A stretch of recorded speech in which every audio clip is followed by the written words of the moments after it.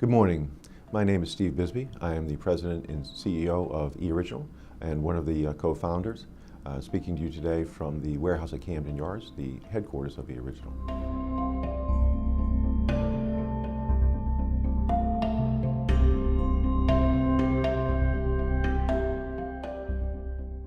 eOriginal wasn't intended to be a company. We were trying to solve a problem.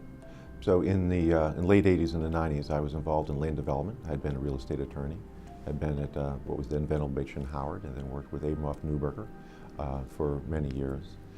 My wife's family is in real estate. And out of that, we had a couple of small companies that evolved. One was an engineering company, which was primarily involved in land engineering and survey work. Another was a title insurance company. And it wasn't really for residential, it was primarily for large commercial tracts.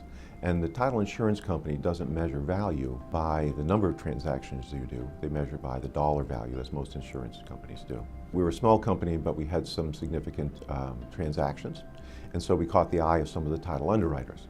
The title underwriters we used at those days were local ones like Security and Safeco, which then became Chicago Title, Stewart Title, and others. And in the mid-90s, the American Land Title Association was looking to be able to solve a problem, very naively, as we were all naive at the time, of how you could get to a fully electronic mortgage closing by the year 2000. In a world that did not think of the internet, you had to be very creative.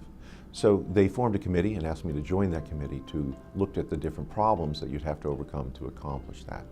And it was fairly easy to see that the world was going to move out of like daisy wheel printers to laser printers, that you were going to be able to leverage the large WANs because you didn't have the internet for delivery, like EDS and IBM, in financial institutions, with financial institutions, to have some form of link to be able to do electronic transactions. You have to remember the portable PCs at that time were the size of sewing machine boxes, and the screens were about 6 inches wide. But there was a lot of optimism that we'd be able to achieve that. So over the course of a year and a half, approximately, led by a fellow named Ed Brown at Alta, we mapped out what the processes would be, and we came to a hurdle. And the hurdle was, when you're doing a contract where it's two people and you're delivering terms and conditions back and forth, you're negotiating. In the end, when you go to execute that document, those two people are bound by those terms. Okay.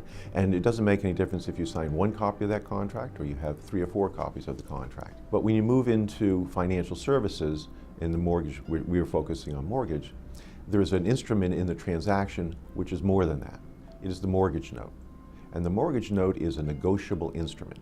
A negotiable instrument means that when two parties have signed the document, you have the ability to obligate a third party which is not present. Meaning someone can come in and buy the note, and then they can enforce it against somebody that they were not contractually obligated with under the original contract. And we have a history in the Western world, goes back centuries, going back to letters of credit in the Crusades, when people didn't want to carry money around the rules around negotiable instruments. But the critical thing is that negotiable instrument, there can only be one.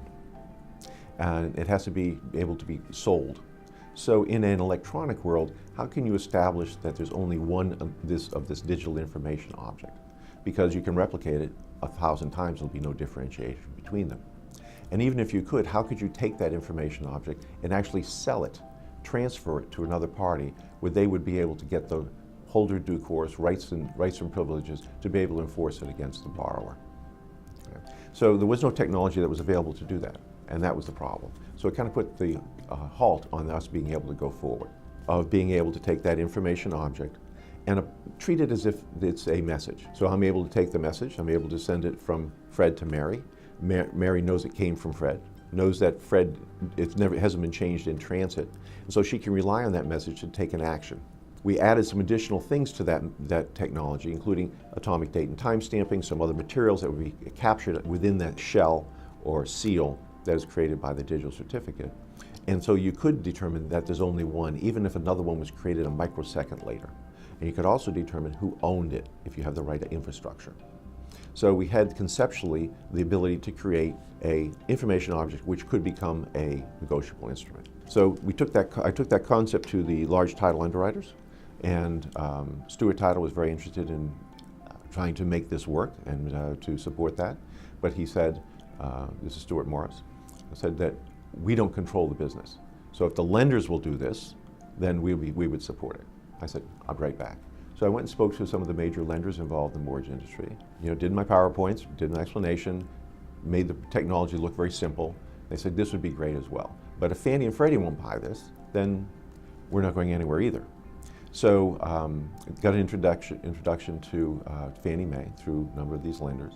And there was a fellow who had just come on as the CTO for Fannie Mae, a fellow named Bill Kelty, came out of the Boston Consulting Group. And he was brilliant and a very tough individual. He understood the concept of it, and he supported us being able to go forward.